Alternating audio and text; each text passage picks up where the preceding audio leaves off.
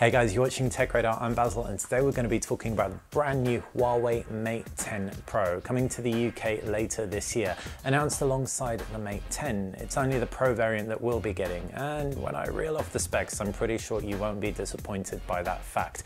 The design's new. You've got a glass back as opposed to a metal back on old Mate devices. Finally, Huawei has caved and introduced an 18:9 aspect ratio to their devices. An OLED display sits underneath full HD resolution. Not the sharpest panel around, but it should pop nicely. You've also got a USB Type-C at the bottom, though no headphone jack, unfortunately for anyone who cares, but you do, on the plus side, have an infrared blaster up at the top, so this thing doubles up as a TV remote control. Around the back it's a dual camera setup, though there is no wireless charging on here, unfortunately. Now let's talk about what's inside the screen. It's Android 8 with Emotion UI 8 over the top. Emotion UI has skipped version 6 and 7 in order to get the number aligned with the Android number. So Android 8 brings with it some cool stuff, picture-in-picture, etc. And Emotion UI 8 also supplements the experience. For example, when you get a notification, you can tap on a specific part of the notification and it will actually open up that application in split screen view if you so choose, taking full advantage of that ultra-wide display. There are a few other nice flourishes under the hood, and it's also the Emotion UI that we've come to expect in old Huawei devices. You can have an applications tray. You don't need to have an applications tray if you don't want one. You can also hide your navigations bar, customize your navigations bar. That's the thing. It's very, very customizable. Huawei also claims with its Kirin 970 chipset, which I'll come on to in a little bit, and Emotion UI smarts, it machine learns your usage habits, so it doesn't slow down too much the longer that you use the phone. This is the first processor from Huawei with a neural processing unit.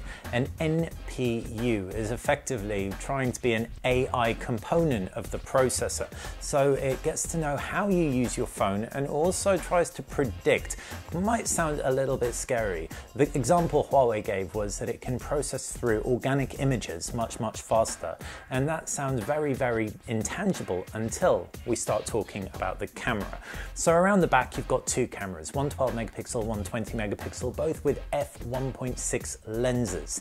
You've got this smart scene detection on here, and that's where the AI stuff kicks in. The smart scene detection is able to recognize nuances between pets. For example, it can recognize dogs and cats. It can recognize plants versus flowers, and it's able to do it in a flash. As a result, the auto mode is going to give you the best opportunity to capture the shot you want. It being a Huawei device, you've also got a ton of other options under the hood, from full manual with RAW support right through to HDR type light trails. It's very, very comprehensive, so perfect for anyone who wants to tinker. And yes, you do still have a bokeh mode, so you can blur out the background and keep your foreground nice and sharp. In addition to that Kirin 970 processor, you've also got 6 gigabytes of RAM on the Pro variant and 128 gigabytes of storage. Now that might sound like plenty, and indeed it is, but this is not an expandable device, though you are getting dual SIM card support. The 4000 milliamp battery under the hood rounds things off very, very nicely, suggesting it will last a full day, but suffice it to say, we will be getting this phone in for review and we'll confirm all of this when we do. Stay tuned to Tech Radar for the full review coming soon, and make sure you check out our Mate 9 review if you haven't already. Thanks for watching.